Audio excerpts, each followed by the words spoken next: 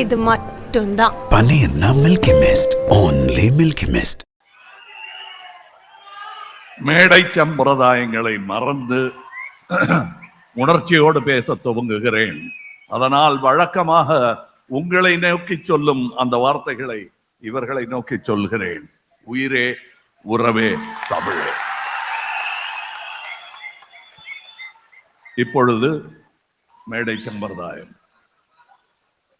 காரணம், இது மக்கள் நீதி மையம் கூட்டம் அல்ல, பண்பட்ட கமல் நடத்தும் கூட்டம். என்ன பண்பட்ட கமல்னா என்ன? கமல் தானே பண்படுத்துறாரு. நானே பண்பட்டு தாயா இந்த மேடைக்கு வந்தேன். அதனால் சொல்லுகிறேன், இங்கு இந்த விழாவின் உணர்வை புரிந்து கொண்டு தன் கடமையையும் சுமையையும் சொல்லி இருந்தார் மாண்புமிகு முதல்வர் அவர்களை. பரவாயில்லைங்க ஐயா, நாங்க நடத்திக்கிறோம் அப்படின்னு சொல்லியிருப்பேன். ஆனால் நான் அன்பை சொன்னேன், அவரும் அதையே தான் சொல்லி இருக்கிறார். இது அரசியல் கூட்டம் அல்ல, அன்பர்கள் சேர்ந்து நடத்தும் கூட்டம். அதற்கு அவர் உடனே வருகிறேன் என்று சொல்லி தன் நிகழ்ச்சிகளில் ஒரு சின்ன இடைவெளி விட்டு இங்கே வந்து விட்டு சென்றிருக்கிறார். முதல் நன்றி அந்த தமிழனுக்கு நான் சொல்லியே ஆக வேண்டும். இங்கே வந்திருப்பவர்கள் அனைவரையும் சுட்டிக்காட்டி இவர் யார் என்றால் ஒரு மணி நேரம் பேசுவதற்கு இந்த கூட்டத்தில் ஆள் இருக்கிறார்கள். அத்தனை பேருமே தலைவர்கள். இதில் ஒரு முக்கிய செய்தி என்னவென்றால், இதில் 70 வயதில் நான் தான் மிக இளமையான கட்சி. என்னை திருமா அவர்கள் பேசும் மன்னிக்கணும், நேரம் காரணமா நான் அந்த அவர்களே அப்படின்னு ஒவ்வொருத்தரையும் குறிப்பிடல. நீங்க எல்லாருமே தலைவர்கள் என்பதை நான் ஏற்றுக்கொண்டவன்.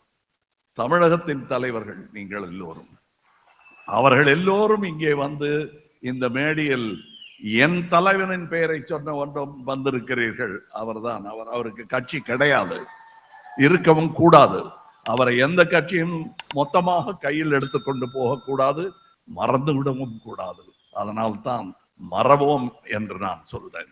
பரமக்குடியிலிருந்து புறப்பட்ட பையன் 5 வயசா இருக்கும்போது தான் எனக்கு காந்தி செத்துட்டாருங்கிறதையே சொன்னாங்க வீட்டில். ஏன்னா எங்க பார்த்தாலும் படமா இருக்கும், காந்தியை பத்தி பேச்சா இருக்கும். அந்த வயசுல அவர் நான் சென்னைக்கு புறப்பட போறேன், அங்க போய் இன்னும் காந்தி இருக்காருன்னு லூஸ் மாதிரி சொல்லிட்டு இருக்க போறேன். அதனால இவனுக்கு அவர் செத்துட்டாருங்கிறத சொல்லியாவது அனுப்புங்க, பட்டணத்துக்கு போறான் அப்படின்னாங்க. நான் ஒரு பட்டணத்துக்கு புறப்படுறதுக்கு 1 வாரம் முன்னாடி சொன்னாங்க. ரொம்ப கவலையோட 1 வாரம் அழுதுட்டு சென்னைக்கு வந்து அதை நகரத்தை எல்லாம் பார்த்து, அதுல இருந்து 3 வருஷம் 4 வருஷம் கழிச்சு நேரு செத்துட்டார். எனக்கு பெரிய கவலை.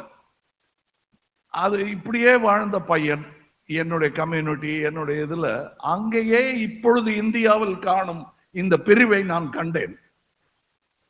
அதிலிருந்து மேம்பட வேண்டும் என்று புறப்பட்ட பையன் நேர போய் சேர்ந்தது பெரியார் திடலில்.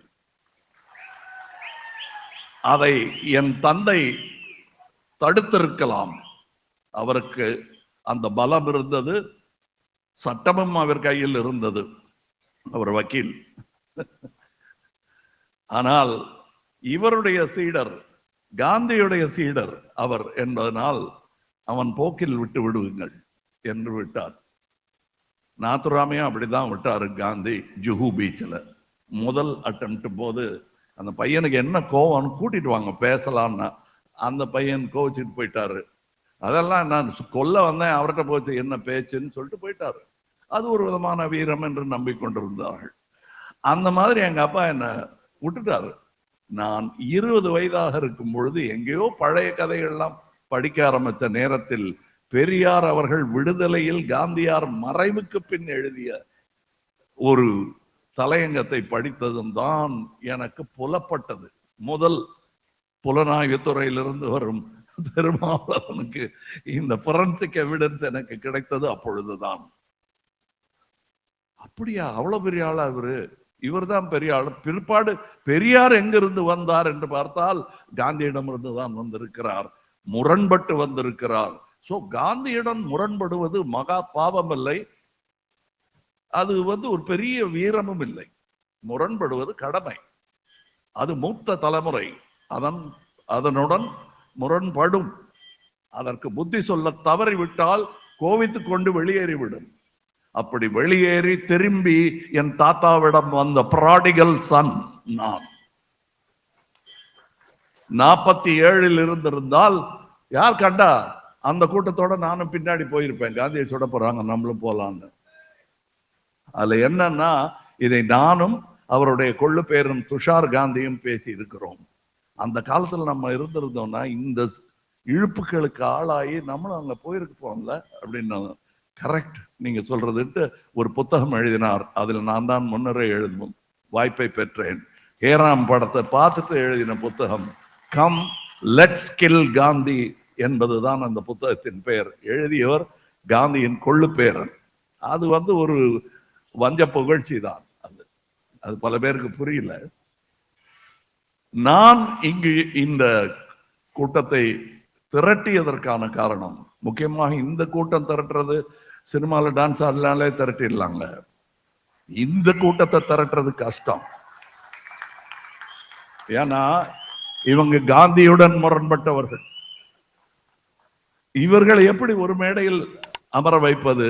அதுதான் 9வது ஆண்டில் நான் செய்திருக்கும் சிறிய சாதனை. எலக்டோரல் பாலிடிக்ஸ் என்பது ஒன்று, அது 5 வருடத்திற்கு ஒரு முறை வந்து கொண்டே இருக்கும். அதற்காக மட்டுமே வந்தவர்கள் அல்ல இவர்கள். 25 வருஷமா எலக்டோரல் பாலிடிக்ஸ்க்கு மட்டும் இருந்திருந்தால் திரும்ப அவர்கள் செய்திருக்க வேண்டிய சமரசங்கள் எத்தனை இருந்திருக்கும் யோசித்து பாருங்கள். எலெக்ஷன் மட்டுமே இருந்திருந்தால் கம்யூனிஸ்டுகள் என்னென்ன காம்ப்ரமைஸ் பண்ண வேண்டியது இருக்கும் ஞாபகப்படுத்துங்கள். முஸ்லிம்களும் தான். ராம் மனோகர் லோகியா காந்தியன் மார்க்சிசம் என்று எழுத வேண்டிய தேவை ஏன் வருகிறது? அனைவருக்குமானவர் என்பதை வாழ்வில் தன்னுடைய செய்தியாக கொடுத்து சென்றவர். அந்த செய்தியை நாம் கொடுக்க வேண்டும் இங்கே இருக்கும் எஞ்சிய இளைஞர்களுக்கு. காரணம், நான் அவரை ஒருபோதும் மகாத்மா என்று கூப்பிட மாட்டேன். காரணம், பூஜைக்குரியவராக ஆக்கிவிட்டால் அந்த கோவிலை மூடுவதற்கு கூட வழி உண்டு. நீங்கள் வரக்கூடாது அங்கே, அது எங்கள் கோவில் என்று உரிமை கொண்டாடுவதற்கு கூட வழி உண்டு. அவர் எங்களில் ஒருவர்.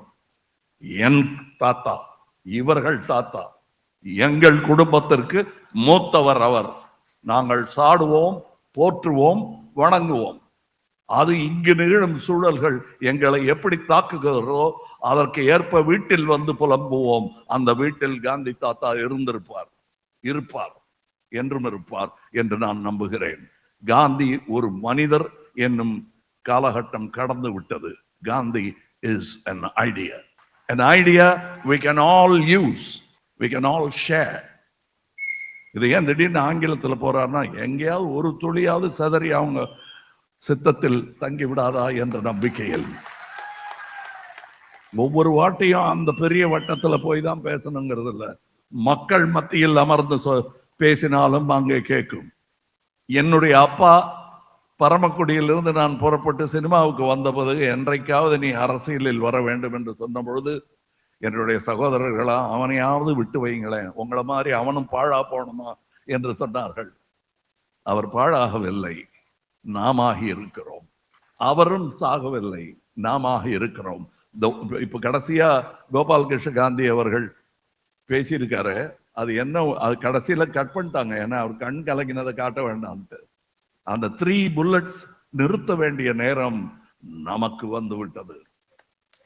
அது எப்படிங்க காந்தியார் காலம் எல்லாம் பொருந்துமா? இப்ப ஆயுதம் இல்லாம எப்படிங்க 3 புல்லட்டுங்கிறீங்க? அப்படின்னா 2 புல்லட் தமிழ்நாடு தயார் பண்ணிடுச்சு. Health and education. If you don't answer this bullets, you will fall. It's not a promise. It's a belief and analysis of how this country is going to go. இது அப்படித்தான் நகரும் இந்த தேசம். இது மொத்த தேசத்தில் 1.4 பில்லியன் பீப்புள் முட்டாள்களாக இருக்க முடியுமா? சாத்தியமா? யோசித்து பாருங்கள். இல்லை என்கிறேன் நான். இருக்கு என்கிறது ஒரு கூட்டம். அந்த கூட்டம் அகலும், இல்லை என்றால் அகற்ற வேண்டும். இது காலத்தின் கட்டாயம் மட்டுமல்ல, நமது கடமையும் கூட. இந்த காதி துணி பின்னாடி சிவப்பு கலர்ல இருக்கு, இங்க கருப்பு கலரா மாறி இருக்கு. நான் நடத்துற கம்பெனி பேரு கமல் ஹாசன் ஹவுஸ் ஆஃப் கதர். அதுல தயார் பண்ணது இந்த துணி. காந்தியார் கடைசியாக இங்க வந்த போது இந்த கதர் ஆடை உற்பத்தியை அதிகரிப்பதற்காகத்தான் மதுரை வந்தார். அந்த வேலை துவங்கி விட்டது ஐயா என்பதை கூட சொல்லும் விழாவாக இதை வைத்துக் கொள்ளலாம். இது உணர்வு பூர்வமான விழா, அரசியல் விழா அல்ல. அதனால் தான் வைகோ அவர்கள் கண்கலங்கி என்னை கை குலுக்கினார். எல்லோருக்குள்ளும் அந்த உணர்வு இருக்கிறது. இந்த மனிதர்கள் என் முறவன்றி வேறென்ன. அதனால் தான் சொல்லுகிறேன், மையம் யாரையும் எதிர்க்கும் தேவைப்படும் பொழுது. ஆனால் யாருமே எங்களுக்கு எதிரி இல்லை. நாங்கள் எதிர்ப்பது தனி மனிதர்களை அல்ல, தனி மனிதர்களின் அவசர சட்டங்களையும் அவசர திட்டங்களையும் சுயநல திட்டங்களையும். இவைகளை எல்லாம் மாற்றுவதற்காக நாம் பட்டு வந்த பாடையெல்லாம் 15 வருடத்தில் மாற்றிவிட முடியுமா? இல்ல 25 வருஷத்தில் தான் மாற்றிட முடியுமா? முடியாது என்கிறேன் நான். கோரஸ் பாட இந்தியாவெங்கிலும் தலைவர்கள் இதே போல இருக்கிறார்கள். அவர்கள் யாரும் கட்சி மாற வேண்டிய அவசியம் இல்லை.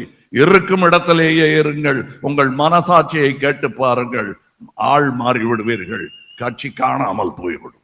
நான் கோபத்தில் பேசுவதாக நினைக்க வேண்டாம். யோசித்துத்தான் பேசுகிறேன். குறிப்பெடுக்க எனக்கு அம்பேத்கர் இருக்கிறார், பெரியார் இருக்கிறார். படசு எதையாவது எடுத்து பெரிய இம்பீரியலிஸ்ட் பவருக்கு எதிராக எப்படி பேசணும்னா பாடம் கொடுக்க காந்தியார் இருக்கிறார். இப்பொழுதும் வருகிறது இம்பீரியல் பவர் இந்தியாவை நோக்கி. சந்தேகமே வேண்டாம். 2வது இந்திய சுதந்திர போராட்டம் துவங்கி விட்டது என்றே நீங்கள் கொள்ள வேண்டும்.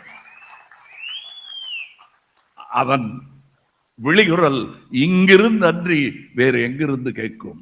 அதை நீங்கள் மதுரை என்று எடுத்துக்கொண்டாலும் சரி, மங்கம்மாள் அரண்மனை என்று எடுத்துக்கொண்டாலும் சரி, காந்தி மண்டபம் என்று எடுத்துக்கொண்டாலும் சரி, இது நம் குரல். இது இவ்வாறாகவே கேட்க வேண்டும் என்பதற்காகத்தான் என் கொடியை எல்லாம் கீழே வைத்து விட்டு என் அன்பை மாத்திரம் ஏந்தி வந்திருக்கிறேன் இந்த விழாவிற்கு. இவ்வாறாகவேதான் இவர்களும் வந்திருக்கிறார்கள். இது கொஞ்சம் அவங்களுக்கு என்னையாது இந்த நேரத்தில் இப்படி எல்லாம் போனா எப்படி இருக்கும் அப்படின்லாம் யோசிக்கக்கூடிய ஒரு விழா. ஆனால் நான் எடுத்து சொன்னது முதல்வர் அவர்களுக்கு எப்படி புரிந்ததோ அதே போல் இந்த தலைவர்களுக்கும் அது புரிந்ததனால் தான் இங்கே இருக்கிறார்கள். என் கட்சிக்காரர்கள் இதை இப்படி நடத்த வேண்டும், அப்படி நடத்த வேண்டும், அவர்கள் எல்லாம் நடத்தி விட்டு பின்வரிசையில் அமர்ந்திருக்கிறார்கள். எழுந்து இவர்களும் தலைவர்கள் தான், நாளைய தலைவர்கள். இவர்களை அறிமுகப்படுத்த வேண்டியது இந்த மேடை. நான் எல்லோரும் பெருமை கொள்கிறோம். இந்திய நாட்டை சுமக்க எத்தனை தோள்கள் இருக்கிறது பாருங்கள். அதில் எனக்கு கடை நிலை ஊழியன் பதவி கிடைத்தாலும் மிகவும் மகிழ்வேன். என் வயது 9 தான். என்னுடைய அதிக பிரசங்கித்தனத்தை நீங்கள் மன்னிப்பீர்கள் என்பது எனக்கு தெரியும்.